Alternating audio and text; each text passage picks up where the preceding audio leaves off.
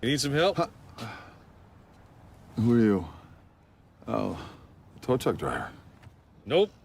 I'm an angel sent here to help you straighten out your life. Okay. Look, whatever you normally get, I'll add 50%. Don't worry about that. Oh, they're so cute at this stage. Well, I was a fan of this movie when I first saw it, and then watching it again, I love it even more. So what initially drew you to the script, and how did this movie impact your career or beliefs at the time? Well, Dallas, his kids are the same age as my kids. We were friends in LA. We knew each other. This is before we both escaped. I know you're still in California. I live in Florida, the free state of Florida. He lives in the free state of Texas. So I read the script. He gave it to me. I read it in an airplane, and I was just like, I got to be in this movie. I called him up and I said, who's playing Pastor Ben? Because he initially just wanted my opinion on the movie, the script. He said, well, I got this guy, and that guy said, no, it's me. He says, man, I can't afford you. It's a really low budget movie. And I said, I don't care. Pay me whatever. I said, I got to do this movie. And I just love the story behind it. It is a reverse It's a Wonderful Life.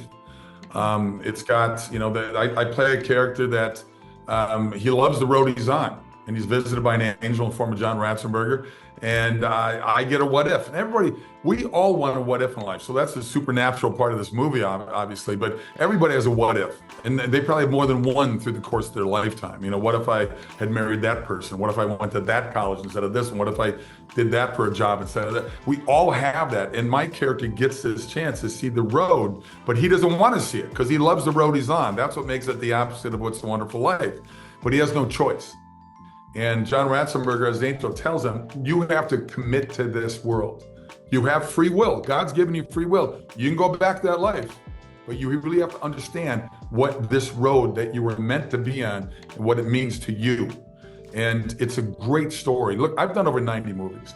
This is in my top 3, easily. It's better, in my book, it's better than God's Not Dead. It's the same writers, Chuck and Carrie, awesome writers. They're not offended by me saying that because they believe it's better as well.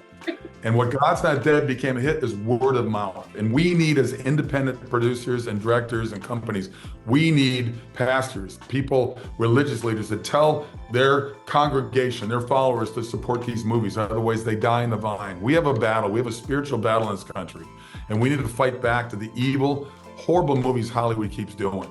So people need to wake up and fight back and not be afraid to go to the movie theater. I understand the agnostics and the atheists of the world, if they got religious friends, those people say, hey, want to come to my church? No, I don't want to go. There's people, there's religious people, there's church people. But asking them to come to movies is a whole different story.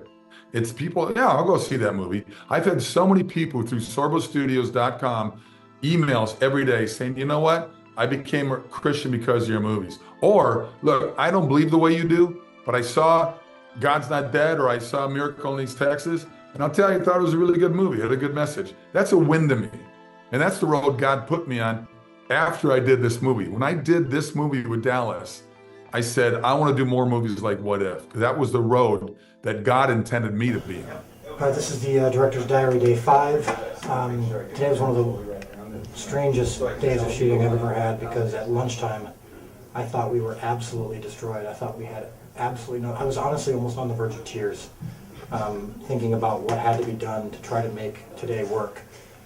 We only got a couple of scenes done in the first half of the day. We planned to get 4 or 5, and it was just, we got 2 takes because the actors were so good. So, we got a lot of things up against us, but with a team like that we have put together, it makes it more possible. Wow, that's amazing. What would you say was the experience of filming, What If? What was it about it? Was there a moment where you're like, okay, this is how I know, this is what I'm supposed to do in more faith films like this? It was just the entirety of the script, even before we shot. And Dallas put together a great crew. I mean, there's half that crew I'd worked with before, which was pretty cool. And he didn't know that. The camera operators, all these people I had done other movies with. And we shot in Michigan, and it reminded me a lot of Minnesota, all those states in the Midwest and the northern, bordering Canada. Very similar to the same area I grew up in. And the people as extras we had, the people out of Manistee, Michigan, and Traverse City and Grand Rapids, all the extras they were wonderful people. It was just working with John Ratzenberger for the first time and Christy Swanson for the first time. We all knew each other, but this is the first time we had been collaborating together as actors. Debbie Ryan was great. In fact, there were more teenage girls in it. At the time, she was doing some Disney show, I guess. So, Mark. Hi, my name is Debbie Ryan, and I'm on the set of my latest film, What If? She is so cool. Fast forward to post-Disney, and I'm working on season 2, and he emails and says, hey, I have this project, and is there a way you want to be attached to it? And I fell in love with the script, and they modified the character a little bit, and here I am. but it was wonderful to sit there and work with him and to work with such an amazing, amazing script. So I kind of knew right then and there, but once that movie came out, and we saw it at this church that Dallas was a member at up in Chicago. I think it was called Harvest or something. Anyway, there was like 8,000 people. It's a super church. And we're sitting there in the front row watching the movie. And John Ratzinger whispers to me, here's the guy that's in every Pixar movie. He's the voice in every Pixar movie, you know? From the car and from the truck and cars to the pig and Toy Story, whatever. And John whispered to me, he goes, this is more amazing than being at a Pixar screening, a premiere with the fan, because this wave of people laughing, crying, feeling the effect of the movie, the power of that movie. And watching that movie, I knew we had something. And I talk about it all the time. I've been talking about this movie forever. I do a lot of speaking events. I've got 4 books out there. I probably speak as much as Ted does. And I get out there and do all these wonderful speaking events. And I bring up What If all the time. And Ted loved this movie. In fact, Movieguide, you gave us the Best Picture of the Year award. We did. Movieguide movie. We did. Inspirational performance of the year as well. And really, it came down to the writing. The writing took me away. I was lost in the writing. I was lost in the character because of such a great script that it was. And blessed to do. And Ted said that the scene that put him over at the end was the scene that I have with the elder man in the hospitals on his deathbed.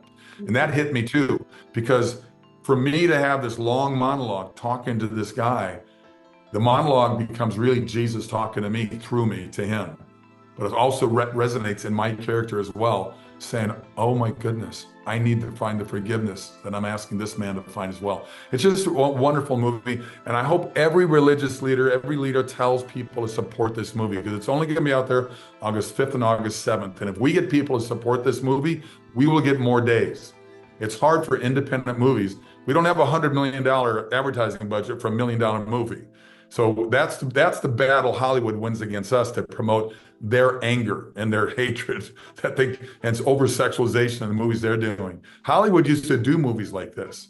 They used to do faith-based movies from, whether it's Ben-Hur or Jesus Christ Superstar or 10 Commandments or the Bible. They did movies like this back in the day. And I think they're waking up now and they realize they got to do more. I think so too, and I love that.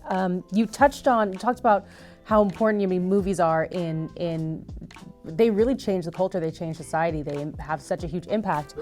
So this movie touches on themes of fatherhood and masculinity. Why do you think it's relevant for today in a society that's turned its back on both?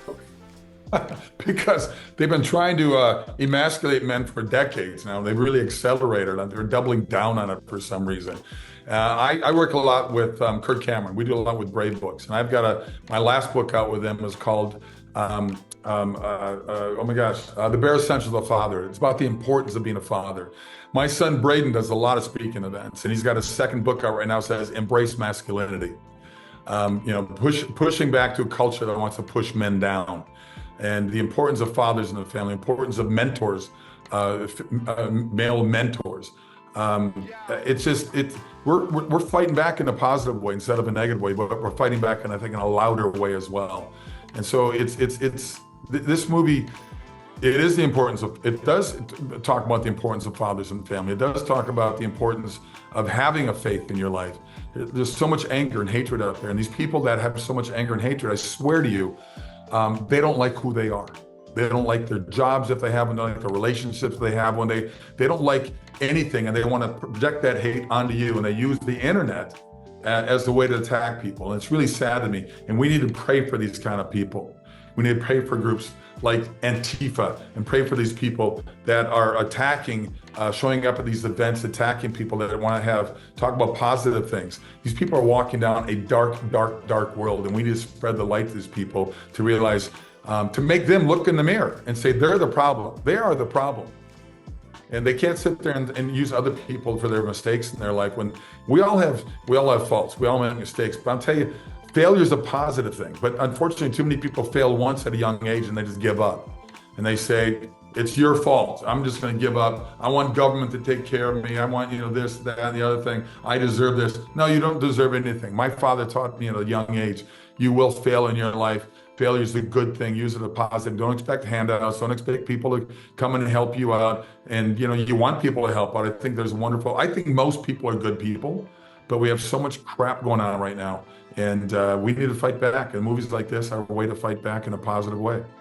That's so true, and it is so positive. I watched this movie before I was a Christian, and I was, a little kid, and even though I didn't understand all the biblical references, I understood the love, and I felt loved and seen and celebrated, and I wanted to be a part of what was happening in the story. I wanted a part of what Ben discovered and had. Thanks so much for watching. Be sure to like, comment, and subscribe down below. And if you want more content like this, head over to movieguide.org. Movieguide is a nonprofit organization, and we are supported every day by viewers like you.